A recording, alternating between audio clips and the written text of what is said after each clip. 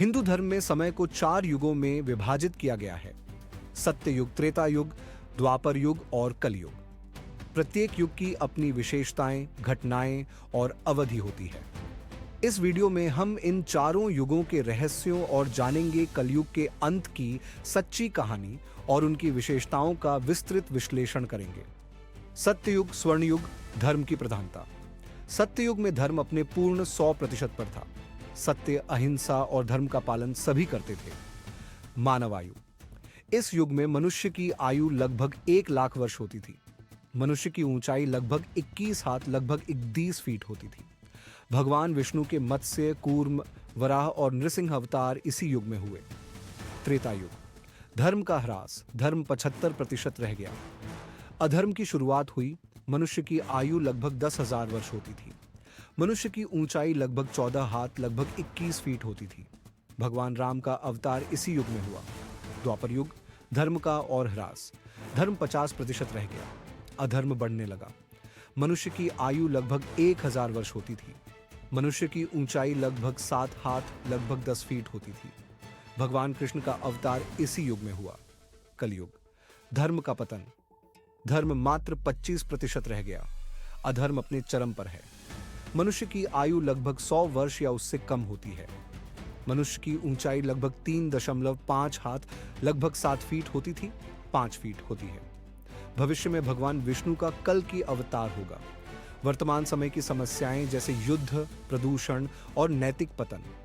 इन चारों युगों का चक्र हमें यह सिखाता है कि समय के साथ धर्म और नैतिकता में गिरावट आती है, लेकिन हर अंत एक नई शुरुआत का संकेत देता है। क्या आपने कभी सोचा है कि जिस युग में हम जी रहे हैं वो कब और कैसे समाप्त होगा? पुराणों और शास्त्रों में कलयुग के अंत के बारे में क्या कहा गया है? कलयुग को अंधकार और अधर्म का युग माना जाता है, जहां लालच, हिंसा और असत्य का बोलबाला होता है। पर हर युग की तरह इसका भी अंत तय है। पर सवाल है, ये अंत कब और कैसे होगा? पुराणों के अनुसार कलयुग की अवधि 4,32,000 वर्ष बताई गई है।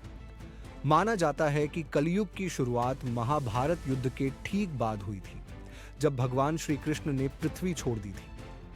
इतिहासकारों के मुताबिक ये घटना करीब 3102 ईसा पूर्व में हुई थी।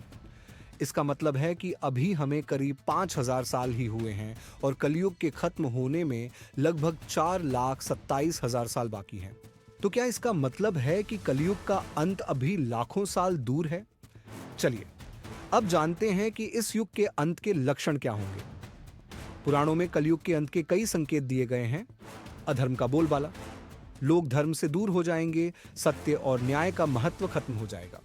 प्राकृतिक आपदाएं, भूकंप, बाढ़, सूखा और महामारी आम हो जाएंगे। राजनीतिक अस्थिरता, शासक भ्रष्ट और अन्यायी होंगे। दुनिया भर में युद्ध और संघर्ष होंगे। पारिवारिक और सामाजिक विघटन। लोग अपने माता पिता और बड़ों का सम्मान करना भूल जाएंगे। परिवार टूटेंगे और रिश्तों में विश्वास की कमी होगी। अत्यधिक भोग विलास। लोग भौतिक सुखों में इतने खो जाएंगे कि आध्यात्मिकता को पूरी तरह भुला देंगे। अब आप सोच रहे होंगे कि इनमें से कई चीजें तो आज के समय में भी दिखाई देती हैं। क्या इसका मतलब है कि कलयुग अपने अंतिम चरण में है?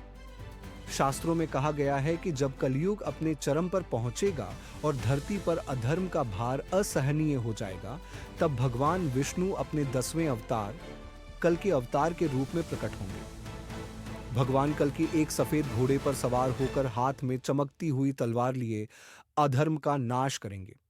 वो पापियों और अत्याचारियों को समाप्त करके धरती पर धर्म और न्याय की पुनर्स्थापना करेंगे। इस महायुद्ध के बाद कलयुग का अंत होगा और सतयुग की शुरुआत होगी। कई लोग इसे सिर्फ एक धार्मिक कथा मानते हैं, जबकि कुछ का मानना है कि इसमें गहरी आध्यात्मिक सच्चाई छुपी है। विज्ञान के नजरिए से देखें तो पृथ्वी के इतिहास में भी ऐसे कई चक्र रहे हैं, जहां सभ्यताएं उभरी और फिर नष्ट हो गई। तो क्या कलयुग का अंत एक प्राकृतिक प्रक्रिया है या सच में भगवान कल्कि का अवतार होगा? यह सवाल आज भी रहस्य बना हुआ है। चाहे आप इसे एक पौराणिक कथा माने या एक गहरी सच्चाई, कलयुग का अंत हमें एक महत्वपूर्ण संदेश देता है। जब अधर्म और अन्याय बढ़ता है तो उसके खिलाफ खड़ा होना ही धर्म है। बदलाव बाहरी दुनिया में हो या हमारे भीतर, अंत हमेशा एक नई शुरुआत का संकेत देता है। तो दोस्तों, आप क्या सोचते हैं? क्या कलयुग का अंत निकट है या ये सब सिर्फ एक कथा है? अपनी राय हमें कमेंट में बताएं और अगर आपको ये वीडियो पसंद आया हो तो लाइक और सब्सक्राइब जरूर करें।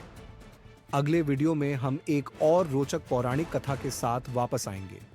तब तक के लिए नमस्कार।